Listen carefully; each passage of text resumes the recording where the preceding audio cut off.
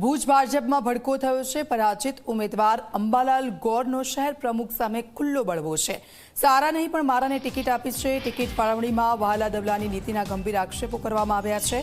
ભુજ શહેર ભાજપ પ્રમુખ મીત ઠક્કર નિશાના પર છે। હારેલા ઉમેદવારે સોશિયલ મીડિયામાં બળાપો ઠાલવ્યો છે। ભાજપ પ્રમુખે કોંગ્રેસને જીતાડવા ગોઠવણ કર્યાનો પણ દાવો છે। વોર્ડ નંબર 3નો આંતરિક કલહ સપાટી પર આવ્યો છે। ભાજપના જ નેતાઓએ પક્ષને હરાવ્યા હોવાની ચર્ચાઓ થઈ રહી છે। Social media post talk of the town બની છે। તો ટિકિટ ફાળવણીમાં વહાલા દવલાની નીતિના ગંભીર આક્ષેપો કરવામાં આવ્યા છે। ભાજપ પ્રમુખે કોંગ્રેસને જીતાડવા ગોઠવણ કર્યાનો પણ દાવો થઈ રહ્યો છે।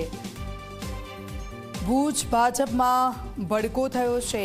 પરાજિત ઉમેદવાર અંબાલાલનો ખુલ્લો બળવો છે।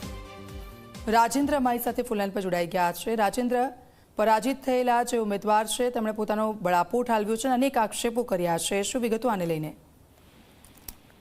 જે દીક્ષિતા વાત કરવામાં આવે તો હાલ જ નગરપાલિકાની ચૂંટણી પૂરી થઈ એની અંદર ઘણા બધા હોદ્દેદારો નિમાયા અને ઘણા ઉમેદવારો હારી પણ ગયેલા છે। ત્યારે ભુજ નગરપાલિકાના વોર્ડ નંબર 3ના હારેલા ઉમેદવારે પોતાનો બળાપો ઠાલવ્યો છે અને એ અંબાલાલ જે શહેર ભાજપ પ્રમુખ સામે આક્ષેપો કર્યા છે।